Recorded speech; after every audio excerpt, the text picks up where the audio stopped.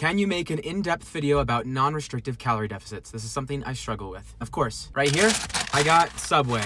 Not everyone's favorite, but sometimes I love Subway. I actually used to work there back in the day, and there was a time where I literally look at a Subway and get sick, but now I can enjoy it. And also, we got a donut. The first step to a non-restrictive diet is making better choices with the food that you like. So for example, sometimes I like Subway, and today I had Subway, but instead of being like, oh, okay, so I can eat whatever I want in my diet, I'm gonna go crazy and get the best Subway sandwich ever. No, I'm gonna choose options that are tasty, but are better for my goals. For example, I got like 5 slices of ham, a scoop of rotisserie chicken, lettuce, onions, pickles, just a lot of veggies. Went heavy on the mustard since that's really low calorie, and then light on the mayo. It's like 500, 600 calories and about 40 grams of protein, so not bad. Focusing on protein can help you feel full longer throughout the day, which makes eating a non-restricted diet a lot easier. The second tip is about sweets. Sometimes we crave sweets, and that is okay. It's normal. I like to shoot for an 80-20 split. Like 80% of the time, I'm eating foods that are genuinely better for my goals, and then 20% I'm having enjoyable foods. Balance. Poison's in the dosage. We need to balance it. But here's a way I do that.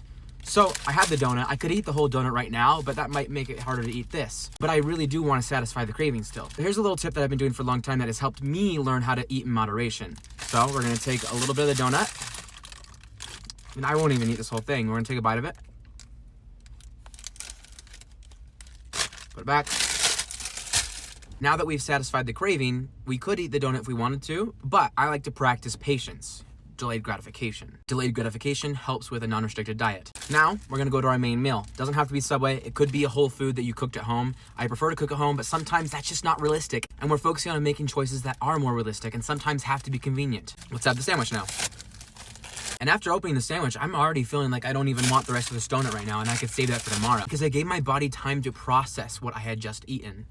Given my brain time to recognize whether or not I want more of it. Sometimes when you get a craving, you feel like you want as much of it as you can get, but then when you satisfy the craving, you actually realize that you only wanted a little bit. Sometimes that's just how cravings work. And then sometimes it's more, it just depends.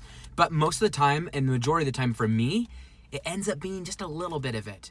Whereas if I didn't give myself time to process that, I would have done a lot more than my body actually wanted or needed, you know? Practice the mindfulness and delayed gratification. So I'm gonna eat this, and then afterwards I'm gonna give myself a little bit of time as well to see if I'm still hungry. And afterwards, I give myself permission to have the rest of that donut if I want to, because I plan to eat it for today. But if I don't want it, that's okay too. We're just practicing mindfulness and moderation.